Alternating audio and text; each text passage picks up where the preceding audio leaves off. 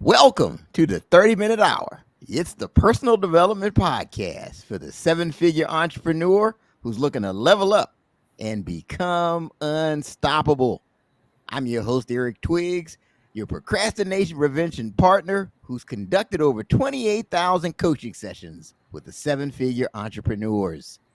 Also joining me, you know him as the super CEO, the business strategist extraordinaire, and all-around good guy, Ted Fells. Happy Tuesday, everyone. Happy Tuesday. My host here set me up because Tuesday, we normally don't have a podcast, but I saw it in my schedule. He slid it in here, Donna.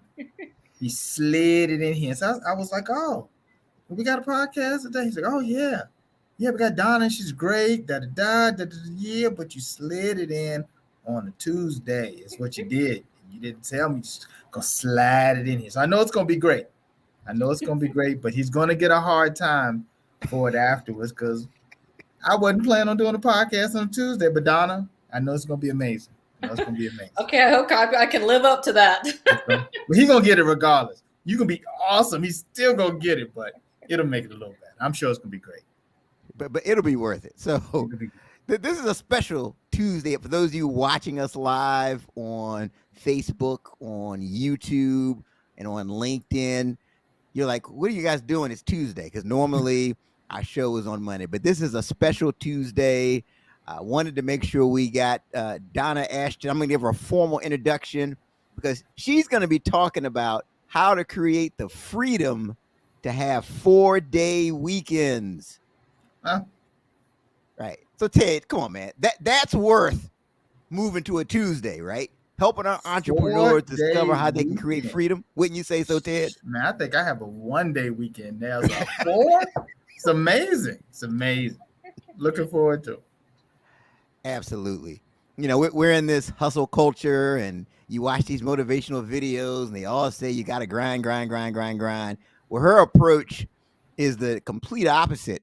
And what I've discovered with this approach, you actually end up getting more done quite often. There's a way to get more done by working less. So we'll talk about those things, but the entrepreneurs, especially those of you who feel like you're overloaded, this is the episode you want to lean into because it is possible to design a 4-day weekend where you're only working 3 days a week.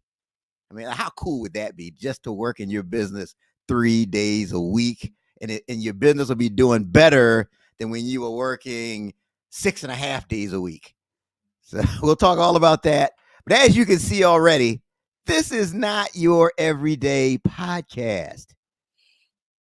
And you know, I feel bad because I've had several conversations with Donna talking about this and other things, and I didn't warn her about that this is not your everyday podcast, that we do things a little different.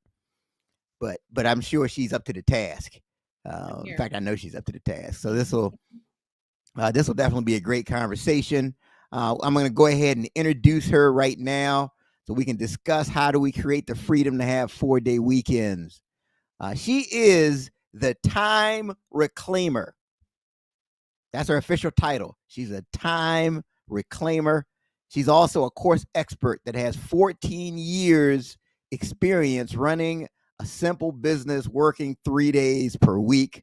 She teaches strategies to design a 4-day weekend for overloaded entrepreneurs, giving them their lives back. And her mission is to give you the one thing you can't buy: time. Boy, that's a true statement. Whew. Please join me in welcoming to the 30-Minute Hour podcast, Donna Ashton. All right. Thank you. That's a warm welcome. Glad to be here. Welcome to the show, Donna. It's truly an honor to have you on. I do want to give everybody kind of the perspective and backdrop and backstory. So I think I know the answer to this, but I'm just going to ask it anyway. Like, was there ever a time where you felt like you were an overloaded entrepreneur? I think there has been sort of places along the way, getting started. And then I remember a few years ago when I was really ramped up with, I had a funnel running with all these sales calls and it started to get out of hand. But I don't know, just the way, maybe out of necessity, when I started my business, I was homeschooling my twins who were like 7 at the time. So there just was no time to do that. And so from the very beginning, I set my business up to be a lot more leveraged than the average person, just because I had to try to fit my business in my life, which is the way I really like to have people do it, rather than people trying to fit their lives into their business.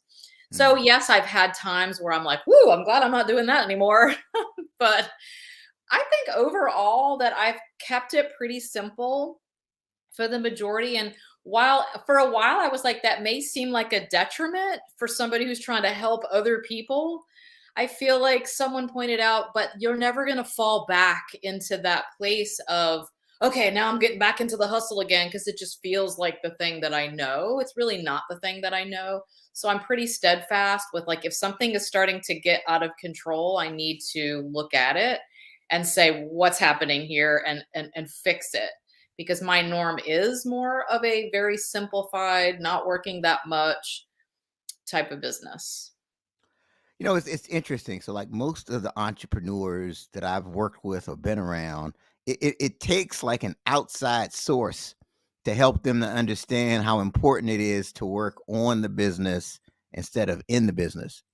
And like that's a hard part. But it seemed like you just kind of understood that intuitively, or did you have some outside source help you to get to that point? It's hard to think back now since I started my business way back in like 2009. But I feel like, sure, there was things along the way. There was the 4-hour work week that I listened to, way back in the day, and there were things. But I think I just never wanted to be that person who was like working all the time. And I don't know if that's just something intrinsically. I think it is just my own way of like, why should I do that when I can do this? So I've had, of course, mentors and everything, but they've mostly been, how to do things, how to make more money, or how to set up your funnel, or how to run this and how to run that. I've really never had someone who's like, let me help you simplify your business down and have more time, So maybe that's me just sort of filling that role for myself and now filling that for others. Interesting. So it sounds like you were motivated by that Tim Ferriss book, The 4-Hour Work Week. Yeah, that was part of it. And just like I said, my time was just at a premium at that time, where I was like, I only have a couple hours here and there to try to get a business started while I have little kids running around and I'm homeschooling. And, so it was just like out of necessity. And I'm like, if I'm going to run a business, I've got to do it really smartly. So I think that probably did, help to kind of get me going in the right direction. And then I just sort of stayed in that place, or, kind of wiggled my way through. Okay. All right. And then, so now, if you could go back 10 years in the past, Yeah. knowing what you now know, what advice would you give to yourself? Well, I think I did pretty good as far as like keeping on track with the time. I think as just overall as an entrepreneur, I would say to trust my gut more. I think in the beginning days, I was sort of, bootstrapping it, didn't know what I was doing, and just kind of going through off gut instinct, which really got me pretty far. And then, I'm not knocking coaching, because of course I'm doing that myself. But then I think sometimes we get into this, oh, I've got to buy this course, I got to learn how to do this, all the shiny objects and things that are out there. Oh, I must have to do this, and I've got to get on LinkedIn, and I've got to do TikToks, and I've got to do, and it's all these things that you feel like you've got to do instead, or listening to someone else who thinks they can tell you a better way. And I'm not saying that that's not good in some ways, but I think a lot of us can sort of turn our autonomy over and just like blindly follow. And I think we know a lot of things inside. Like, I knew I wanted to run my business this way. And then when I was with someone else, they were telling me to do something completely different. And of course, it didn't really work very well because I was fighting myself. So I think a lot of it is to trust your gut and your instincts with what you want to do the way you want to do it, and certainly get help when you need it. But I feel like if you're like feeling that this going against you, like take a look at that, check that, right? Because we have that gut feeling, and I think that will serve us in many ways. Yeah, I'm glad we're talking about this, Ted. This is something you and I have talked about because a lot of times in our positions, even people come, consultants, whoever, come along with advice. Hey, you should do this. Ted and I have gotten suggestions about the show. Oh, you should change this. You should do this. You should stop. I think it requires a level of discernment, right? Yeah. You have to know sometimes it's best to go with your gut, and then some other times you may want to take advice. Ted, what are your thoughts on that? I mean, I think it's always good to solicit and be open to feedback. That just don't mean you got to do it though. Right. That I used to have people down there. They say to me in my conference, he doesn't like feedback. It's not that I don't like it. Please keep giving it to me. But I'm gonna make a decision because I have to live with it. See, if I do it your way and it doesn't work out, like I gotta live with it. Yeah. Right? I gotta live with it. If I change everything, man, I should have stayed with what I had. But you may say something to me that may change the course, right? And I may say, you know what, Donna, that was a great idea. Or that she presented that. But again, at the end of the day, I just think that you have to be able to, I think you should again listen to feedback, but it doesn't mean you have to do it, because there's so many ways to be successful. I mean, especially if someone gives you something and then your heart is not into that approach, right? So you can be like, okay, I tried it, it didn't work. Right. I mean, you really wasn't into it. Right. Versus the way that you wanted to do, you're going to put 100% into it, and it may still not work, but at least you can, sleep at night knowing, hey, I tried this, and okay, what's next? Maybe I will try that approach that, that Donna mentioned to me. Yeah, I think like you'll get this, oh my God, that sounds amazing, and then you're like, let me try it. Or you might be like, I don't know about that. Yeah, right. I don't know about that. So quit your job now and go 100% in this. That's what I did. No. Not the easiest road. Mm-hmm. Yeah, that's not always great advice. Right. But no, I think it does require discernment, and I agree with Donna when she talks about trusting your gut. So Donna, I'm just curious to hear your thoughts on the hustle culture, right? I mean, all of these influencers, you gotta grind. If you don't wake up at 2 a.m, you're a loser. Let's talk about this. What are your thoughts on the hustle culture? I love this, and I'm just going to give this as an example. I remember maybe about 2 years ago, and I was in this program from a very famous person, I won't say, and I was listening to all his stuff, and I thought, oh, this is really great. And then when he started talking about his work schedule, I had to kind of like blink a few times. Like, I mean, the man was literally getting up at 8 a.m, and then he said he works till 10 o'clock at night, and then he had an hour for his wife between 10 and 11. Then he went to bed, and I thought, and he said, my wife knows not to mess with me. And I'm thinking, what? And I thought, you know what?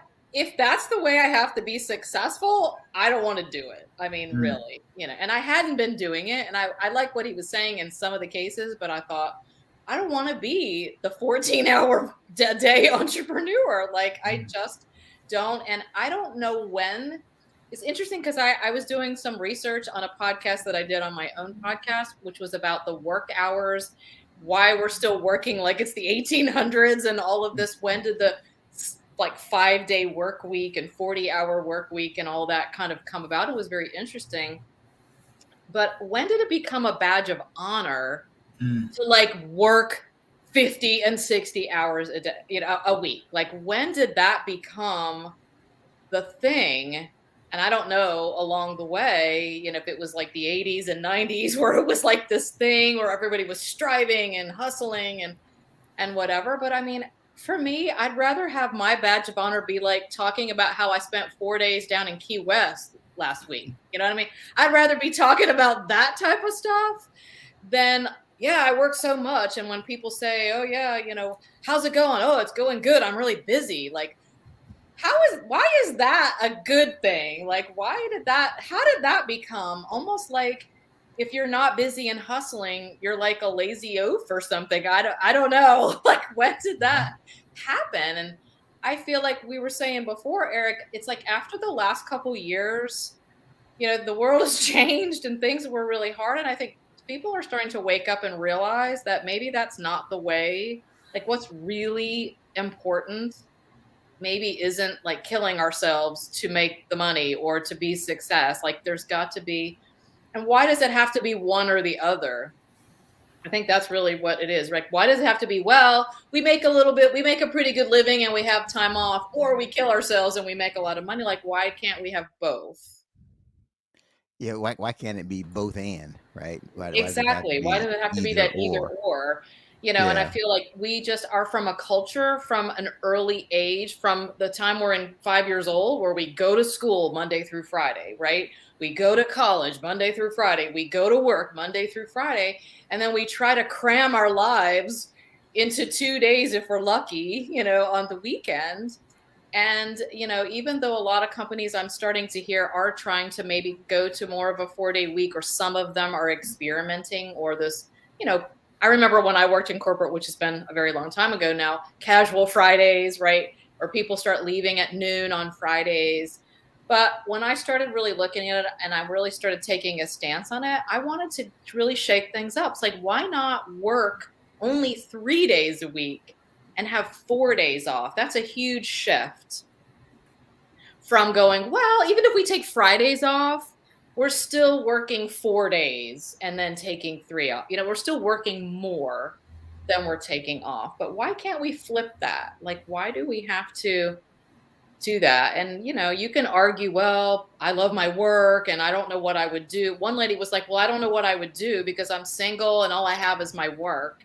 So I don't know what I would do. And I'm like, I'm thinking that might be a problem, for that. But I think it can be like, this hustle has been, and having social media and our phones right here has not helped with this constant being on and being available. And as an entrepreneur, it's your baby, right? It's your thing. It's not like you leave your work at 5 and come home. It's like, oh, I just got to check this email, which is 3 hours later, a big thing. And you're talking to a client who's having an emergency or whatever.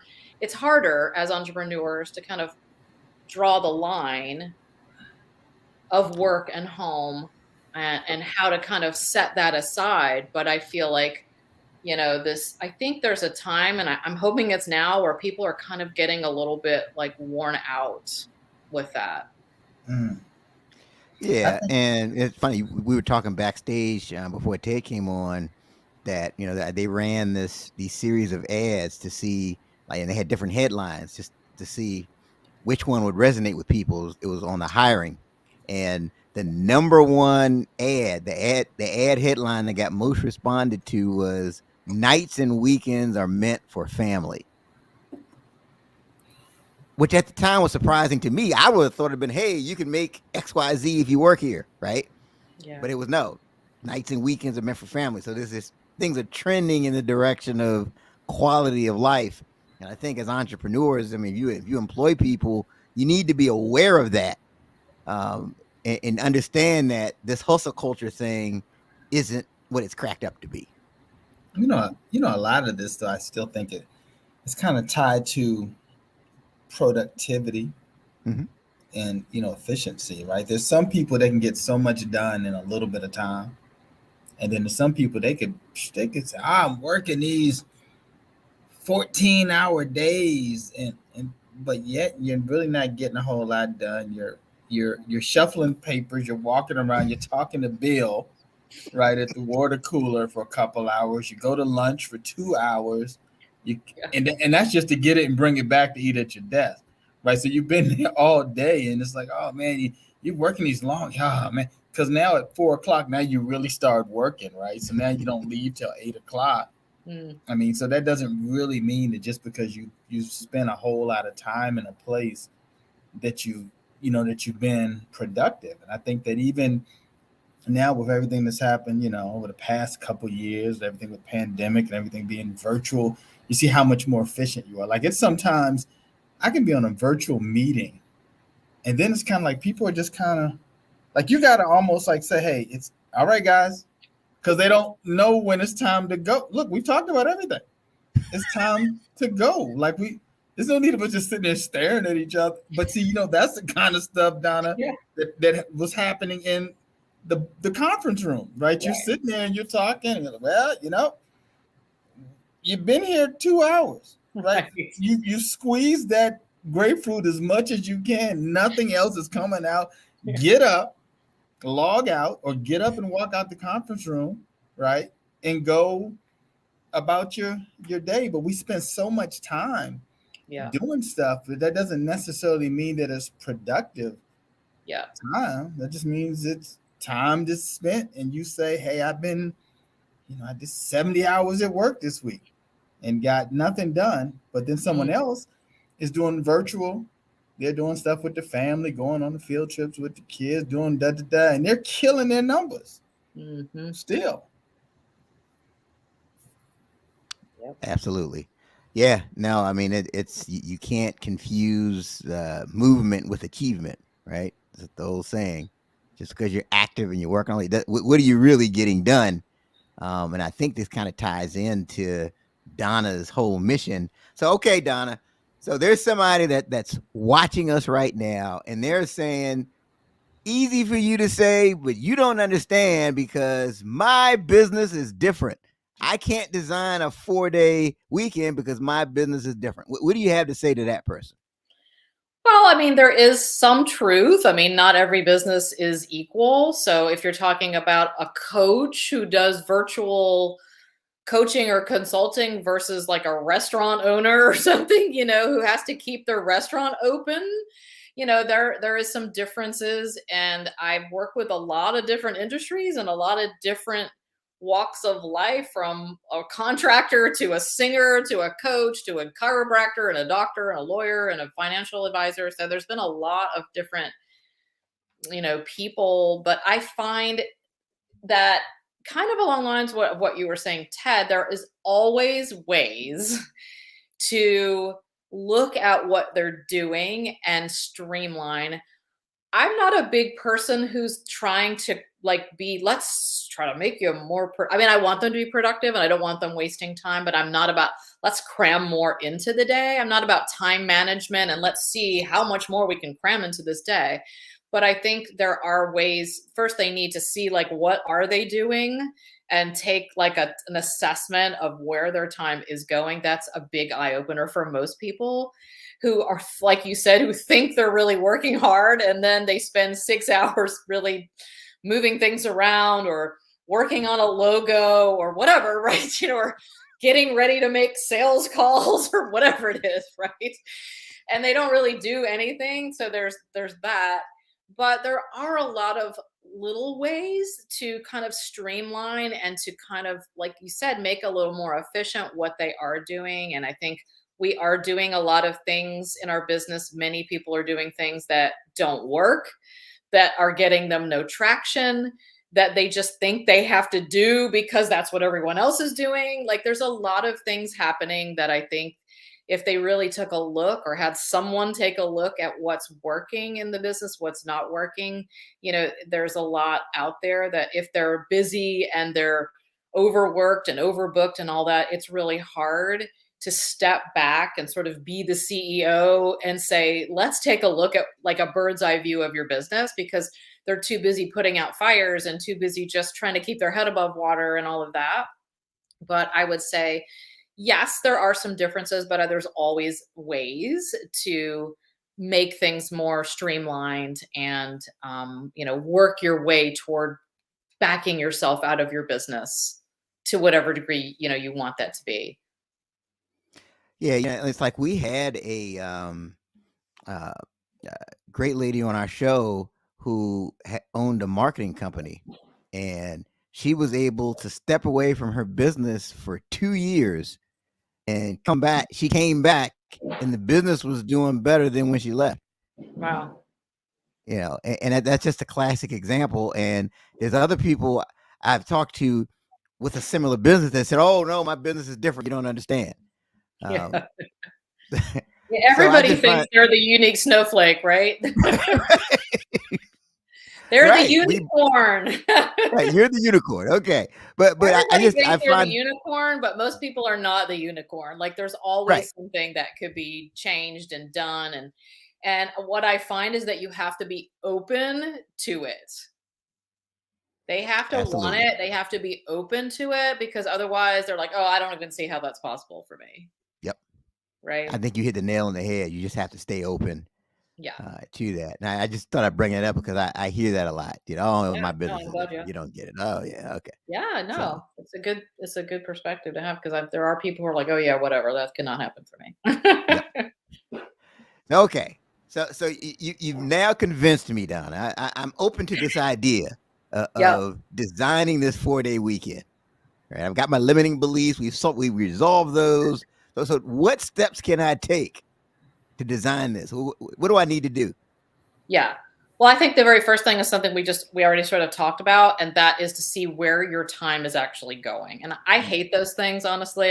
Time tracking is not like the best, but there's apps now. There's a thing called Toggle you could use, and there's a couple other ones. And I think for the most part, you probably know what you spend your time doing, but you have to be really brutally honest with yourself in this, right? You really have to even if you just take 3 days out of a typical week and write down what you're doing, I think you need to. And, if you're actually doing the work or if you're not, and you can count that time as spent of getting ready or whatever. But you have to be brutally honest, and really tracking your time is one of the things that will really probably uncover like where you might be going wrong, or I just really don't have any time. Like, it could be several things. One, like, yeah, you're just shuffling papers, as Ted said, or you really just are out of time. Like you're so overbooked with clients and projects and things that you just,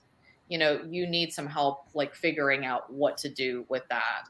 So it's not necessarily, I want to say somebody who's like, okay, where do I get started? I would say that's the first thing. And that it's not necessarily like, oh, let me scrap everything and start over. Like, no, there's some little places and little tweaks. I call it like the stop the blood, stop the bleeding. Mm.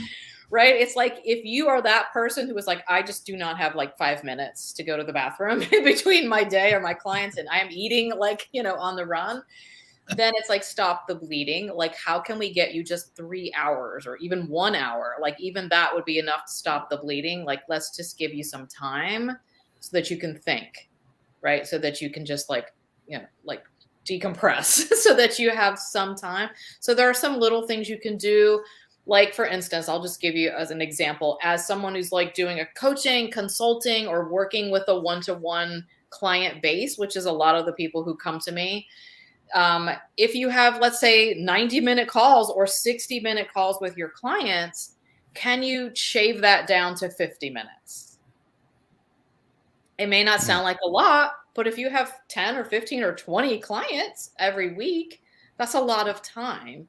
And people are like, oh yeah, well, what am I going to tell them? Like suddenly I'm taking away their time. But you can spin it as, well, this is your time to process what we've just talked about, to take some notes. Like you could give, because they're probably just as busy as you are. So it's like giving that 10 minutes before they have to jump onto the next call to really think about what they did.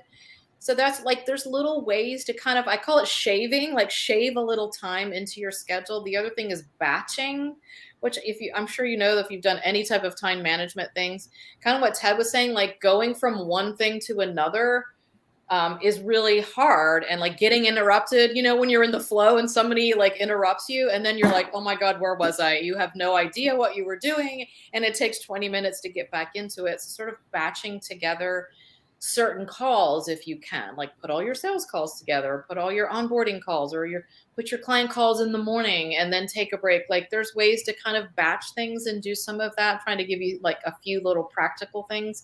It kind of depends on what you're doing. And some of the other things that I see a lot is people have a lot of offers, a lot of things they're doing that they make up along the way. Oh yeah, I can do that. And they just add that to their list of things that they do like in the moment, right? Like when they're building their business and they're trying to get all the clients and they trying to figure out what they like. And I'll do that. I'll do that. I'll do that. And then you end up with like 10 or different things that you're doing. And half of them you don't even really want to be doing. So it takes you a long time to go from this, to go to this, to go to this. But if you were just doing like one thing that was your genius, that you loved, that you wanted to do, then it would be spot on and you would have it really in the flow and streamlined and you would know exactly what to do. You would get in there, you would do it, and it would be more efficient rather than just grabbing things. And, I think there comes a time in people's businesses where it's okay to, like, if you want to hustle your way to that 6-figure mark a little bit, but then when you get to that place where you're like, this is not sustainable and I want to scale to 7 figures, I have to do something different than what got me here, right? So it's that time to start looking at, do we really need to be offering all these things? Can we streamline our business on the front end a little bit and on the back end to make it more efficient and not have it so complicated? Well, sometimes, and Eric and I talk about this, is sometimes you got to step off the hamster wheel. Yeah. Like you got to step off because you will come in every day and just get on the hamster wheel. Yeah. And that poor hamster, no matter how much he or she, the hamster, Susie or Sam, the hamster, has been on that thing, they haven't gotten anywhere. You've just been doing this.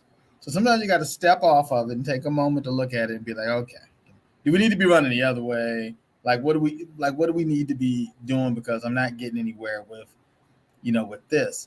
The other thing I noticed is that, like certain things, like when you set, like, I kind of everything again with the pandemic, we started doing all these virtual meetings. I just started setting that the meetings are not going to go longer than 30 minutes. I don't care what we're talking about.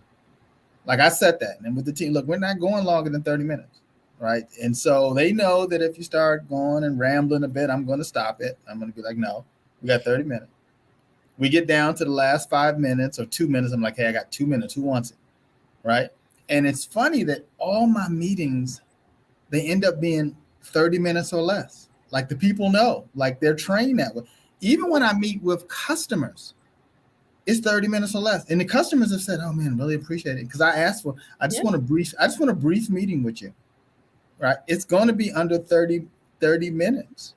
Right. If it's over 30 minutes, it's usually they may want to talk about. So a customer, if they want to go over and they're really into the conversation and ask additional questions, great. But in-house meetings, we're going to be done in less than 30 minutes because a lot of that stuff can go off into other breakout meetings. Because that's what happens in a meeting. You get to talking and everybody's kind of here. Like even certain things done are like introductions. Like I got to control that. I got to control that because everyone wants to tell you I started this at 5-minute introductions. Yeah, I started this at 5 years old. I knew this is what I wanted to do in elementary. I met Ted. Didn't nobody care when you met Ted? Introduce, hey, I'm Tom. This is what I do for, good morning and move on. But so much time gets spent. But the problem is, Donna, is if it's not a meeting that I control. So if I'm in someone else's meeting and they're like, I'd like everybody to introduce themselves, my head just drops. I'll be back in 10 minutes when it's my turn. Yeah, let me know. Let me know when it's my turn to give you my 30-second intro because everyone else is they're going to give me their history. I love what you're saying. And this is a big part of what I teach too is business boundaries. This is, to me, that's what you're setting. It's an expectation. It's a boundary. And I don't know if it's so much with men. I work with a lot of women. Women have a really hard time with business boundaries. No offense, women, but we're so nurturing and we don't want to say no. Eric, keep our faces straight. Do not move. We can't shake our heads on this. We can't agree. We just got to look straight. You can't agree? I'm sorry. Did I bring I am neutral on this topic right now. That's right. I'm sorry, Don. Okay, should I not say that? No, go No, ahead. you're Go ahead. fine. Oh, okay. We're not going to agree or disagree. Oh, We're I just got gonna, you. I got you. Yeah, well, I have found that to be the case. And there's a lot of blur in those business boundaries. Like I was saying, even just as an entrepreneur, there's not that cut and dry. I leave, I go home at 5. I do it. Like the boundaries of business are much more blurred as we work from home, and our lives are just integrated into our businesses and all of that. So without setting up some boundaries and some expectations, it can get really weird and really blurry in that space. but I'll say this from the other side. Guys, we tend to want to talk about ourselves as well and Okay. tell our story and all of that. And again, a lot of that's like, okay, all right, we got 30 minutes here. Yeah. Yeah, no, I think you really have to be intentional. And I just find with these meetings, it helps to start with, okay, what's the ideal outcome? Like, what do we want to accomplish here? And hey, I've got a hard stop at this time. So Hard stop will do it. Well, like you people, said, you have a hard customers, stop. your I'm gone customers whether appreciate it you're finished or not. because if I can coach someone 30 minutes and be just as effective, why would I do it in 60, right? Mhm. They There you go. appreciate it. I appreciate it. They come late. It's like a laser coaching instead of like, well, let me tell you my problem today. Instead, it's like, okay, we've got 30 minutes. Let's get down to it. And it helps Mhm. them be really focused. They come prepared with questions and what they need to know. And this was a lot where my courses will come into play because I have the training done on more of a leveraged video or whatever, and so they can already have their questions ready to go, and it just makes it a lot easier and quicker instead of wasting hours and hours every week on the phone or on Zoom.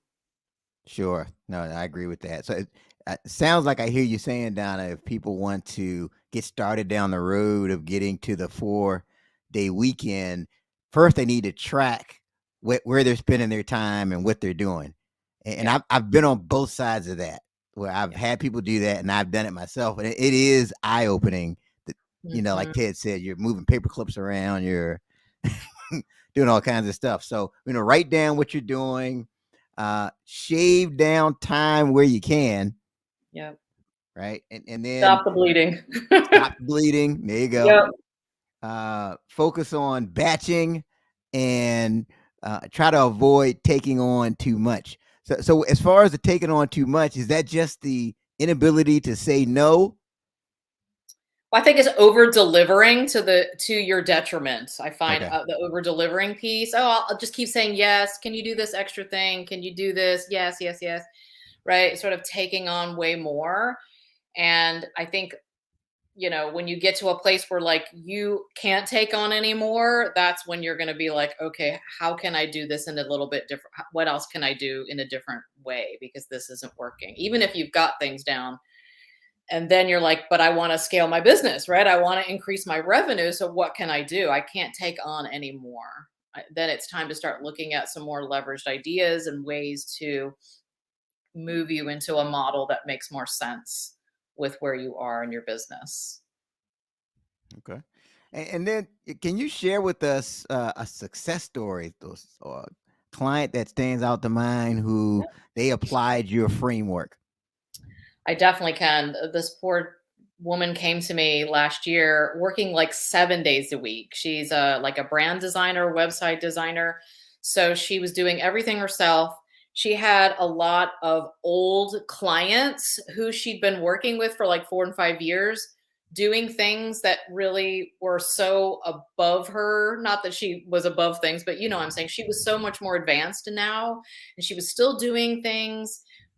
She had a very like blurry lines with boundaries. People were calling her on the weekends and just whenever, like she was just like on all the time. So she was working just basically 6.5 days, let's just say, because I have a Sunday. She's like, oh, I love when it's football season. My boyfriend can watch football and I can go in there and work. And I'm like, oh my gosh.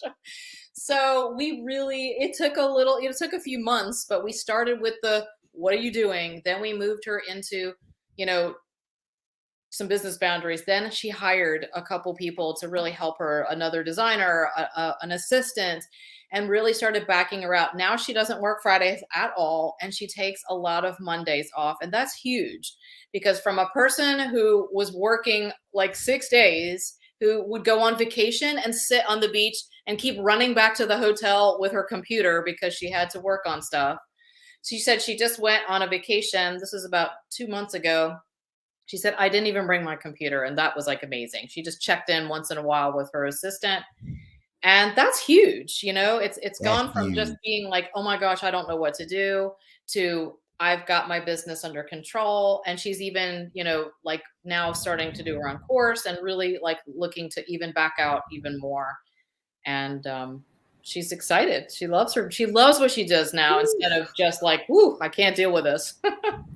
I got kind of a nervous twitch with that whole going somewhere without my laptop. Uh-oh. Like I would be like, what am I doing? What am I doing? Oh my goodness. That's great. Yeah. Yeah, Donna, I might need to talk to you more in depth because I don't think I'm there yet. No.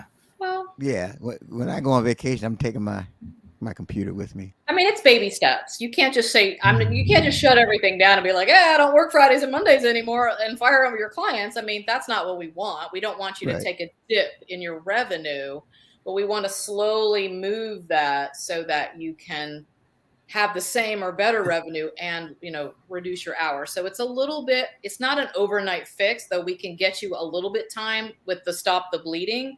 But then for more permanent things, of course, it takes a little while to shift things around and hire people, or if you need to, or fire people or whatever. Like there's a process depending on your business and what you need. But, I think it's well worth it, even if it takes 6 months or even if it takes a year. I mean, that's a huge, like, okay, if not, where are you going to be in a year? Probably the same or worse than where you are right now if you don't do something different, right? If you just keep doing the same thing. Eric will be like, man, we left our computer. Where's that iPad? Where's that iPad? I need that iPad now. You gotta go to the bathroom and you run in there with your iPad. Right. I'm in there with the keyboard in your lap. Right. What's going on? Oh man. It's baby steps, Ted. It's baby steps, right? Yeah, it's baby steps. Right. No, but that's a huge win if she could go from working 6.5 days a week to not taking her computer on vacation. I mean, that's huge. Yeah. Woo. So you host the 4-day weekend podcast. So what can people expect when they tune in? Yeah, so 4-day weekends is basically, there's a lot of practical strategy because I like to do, I'm not a fluff person, right? I want to give you some practical strategy. And there's a lot of shifts in this mindset because I think that's a big part of it. The not believing it's for me, or, hey, I was brought up to work hard for my money and all of that. I think we all have some of that, kind of in our, and it's hard to just, it sounds great. Like, 4-day weekends, here I am relaxing on the beach, drinking margaritas every weekend. But then when you like get down to it, I think what I've had people say to me is like, I don't know what I would do with the time, or it's like this panic that they'll just fill that time with something else, right? We have become this culture of, right, we got our phones with us every minute. And, even like watching people at dinner, I watch like their spouse go to the restroom and they pull out their phone for like the 3 minutes that their spouse has gone to the restroom, because it's like, we can't just sit there by ourselves and do nothing for 5 minutes anymore. Funny. So it's hard, so I think a little bit of mindset shifting into opening into what's possible and to just starting to look like we have to be aware that we're doing these things and just to try to shift some of that. So there's going to be some opening your mind, shifting practical tips, and also like bringing your creativity and thinking about what did you used to love to do that you don't have time to do anymore? What are your passion projects that never get to take off? Because when I have some free time, I'll do that. But you never do have any free time, right? It always gets pushed, writing that book or doing that thing or taking that cruise, for a month, whatever. All the things that you've always wanted to do keep getting pushed away. And, like we said, TikTok, like the clock is ticking. If not now, when? You can't get that time back with your family or to do the things that you always wanted to do. And I don't want people to end up like those, regrets. Mm. Yeah, definitely. People need to check out the 4 Day Weekends podcast. Make sure you get your life back, put steps in place, and see examples of what's possible as it relates to this. I mean, speaking of podcasts, I mean, you've been on other podcasts and you get asked all kinds of questions. Like, what's one question you never get asked that you wish people would ask you? Yeah, this was an interesting question. And I thought, gosh, they've asked me everything. And then I thought, you know what? No one has ever asked me, what do you do with all your time? Mm. Nobody said, oh, well, what do you do now that you've got all these time? Like, nobody's really asked that question. I thought it was interesting, What do you do? What do you do with all your time, Don? Well, this is so funny. I'm a huge gardener. I love to garden. And so a couple years ago, my twins now are in college. So I knew this was coming. And I'm like, before it was like busy with kids and doing things. And then I was like, I'm going to get back out in the garden. And officially now this year, I'm starting another business. It's my passion project business, but it's going to be a cut flower farm being the operative word. I live on like a half an acre here. But anyway, I love growing flowers. So I'm going to grow and sell cut flowers. And, it's not a money making venture, though I'm sure I'll make a little bit of money. But it's about the love. It's like I have time on my 4 days off to grow my flowers, sell them to the neighborhood ladies or the farmer's market or whatever, because I just love it. And so it's like I go to the beach a lot. I live at the beach across the street. So there's a lot of downtime. There's a lot of creativity, projects, things I love to do, and write a book. Like, there's a lot of time. There's just a lot of time to me to go, okay, what am I going to do today? And it's so exciting to go, the possibilities are just open to whatever I want to do. And I don't have to be like, well, I've got 2 hours. What am I going to do? Right. It's like it's just it's like having that childlike, when kids get up and they're like, I'm going to go outside and play. And they're never like bored, really. I mean, sometimes, but for the most part, they always find things like, it's going to be this, I'm going to do this. So there's a little bit of that. The possibilities are open to me to what I want to do. And it's really fun. So do you consider that work? No, I don't consider that work. So it is kind of work, but I love it and I don't have to be doing it. So it's more of I'm calling it my passion project or whatever. It's more like, just something I love to do. And if I don't want to do it anymore, I'll just stop doing it. Right. That's interesting. I was working on something and, someone asked me, what percentage of my time do I dedicate to my business? My IT company is my full-time gig. And they listed all these other things, including what I'm doing with the podcast. And I was like, well, I give my full time to my IT company. Like, this is kind of like almost like a hobby to me. I enjoy it. You get to meet great people like yourself and get to know, people. It's interesting. I think about, we talk about this when Eric and I first started this, and, we were inviting people to my office and we'd interview them. And, our listeners have heard this story 1,000 times, but we invite them to the office and we record it, and, that was it. And pretty much all of our shows were with people we knew. But then once everything hit with the pandemic, we opened this up like Donna Ashton. Some of them said, man, you're going to meet someone named Donna Ashton. She's going to be really cool. She's going to talk about a bunch of stuff and forward it. So it's every week, it's just like, you're just meeting new friends and kind of hanging out. It's like, oh, you always work. Well, it's not really working. Maybe it's work to Eric, because Eric got to do all the preparation stuff. I just come on here. So maybe he's like, Ted, what do you mean? Of course it's not working to you, because I'm doing all the lifting and you just kind of stroll in here and join me in the conversation. But for me, I mean, it's entertaining. It's, you're learning new stuff, meeting great people. So, because that's just like you said, out there cutting some flowers. I mean, that's what it's kind of like. I think it's a choice. You have options, right? Yeah. And that's what I like. If I want to work on a Friday, and sometimes I do, if I'm in the middle of something or I'm working on a book or something and I'm really in the zone, I do it. But it's my choice, right? It's an option. Whereas if I have a business that's all crazy, I don't have a choice. I have to keep going, right? I have to keep putting out the fires. So I Yeah. feel like having the option and having the choice is a nice place to be. Like if I want to do something, once in a while, there's a great little networking thing I do on Fridays once a month. I show up if I want to, but it's like I don't have to. Yeah. And I was talking to some business owners recently. And I said to them, having the option to leave is better than having the desire to leave. Right? You Yes. say, "Well, I don't really want to leave," but at least you want to set your business up and have things leveraged so that you have the option, Yeah. and things still go well while you're gone, and you can have the free time to be in the garden and do whatever else you want to do. But now, I mean, I even with what I do for the pie, I don't consider this work. Yeah. Really, I mean, I enjoy it. It's so I think that's the key is to find those things that you really enjoy and leveraging your business so that you don't have to be there is what opens the door to that.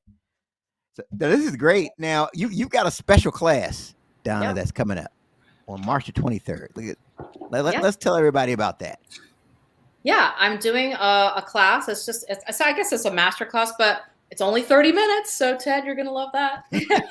30 minutes because I'm talking to crazy busy people and I don't want to have a 90-minute class that people can never watch, right?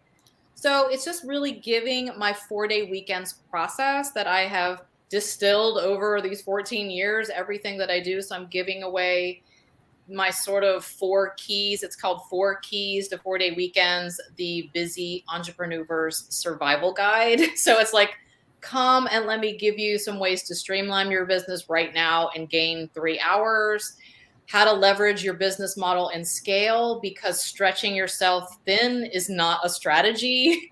So it's just, like what to put in place to stop the people pleasing syndrome. And just, in 30 minutes, we're going to kind of go through those, a little bit kind of what we talked about here, but a little bit more in depth of like, okay, do this, do this, do this, and really giving the 4, like what to do. Like, here's how you get to 4-day weekends, kind of an overview so that people can go, okay, I can see this now. And I can, and again, no fluff because it's 30 minutes. We're going to get in, we're going to get out. And if you can't make it live, I give a replay because, hey, I get it. Like these are busy people and it may not be like, hey, I can't come at 12 o'clock noon on Thursday because I've got lunch or I've got clients or I've got something else. So I try to make it easy peasy for people to come and learn. Awesome. And then certainly we can share the links in our show notes so people can join. So if people, 'cause I know they're just chomping at the bit and they want to sign up, how do they sign up for your event? Yeah, it's at my website. You just go to donnaashton.com/4 keys. So 4 keys. Okay. DonnaAshton.com. Yep. 4 keys, the number 4. 4 keys. All right. Awesome. And we'll have you say that again before we sign off for good, because I know people are going to want to sign up for this and take it to the next level. What else do you have coming up on the horizon? Yeah, I'm opening up my Weekender Club. So it is like a year-long membership club. I'm calling it a collective.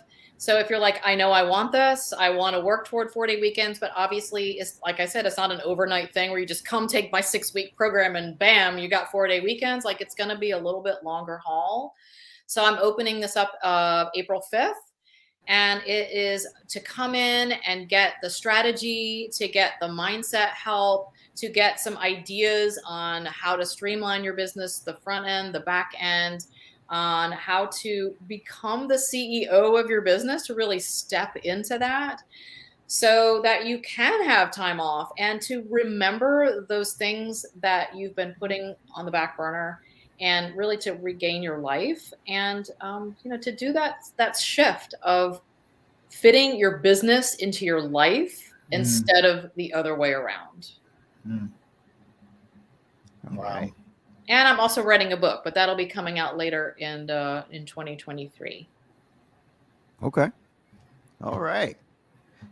So, all right, we are now down to the final segment. It's called Write This Down. And this is where we each go around and share at least one idea from today's episode that we want people to write down so they can level up. Donna, you're our guest of honor. We'll have you go first. So, what's one idea that people should write down from this episode?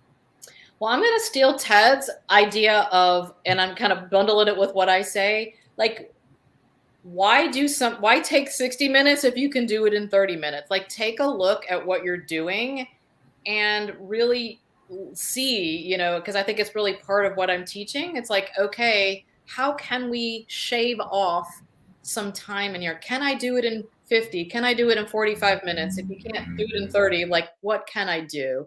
How can I do that? And really look at that and see.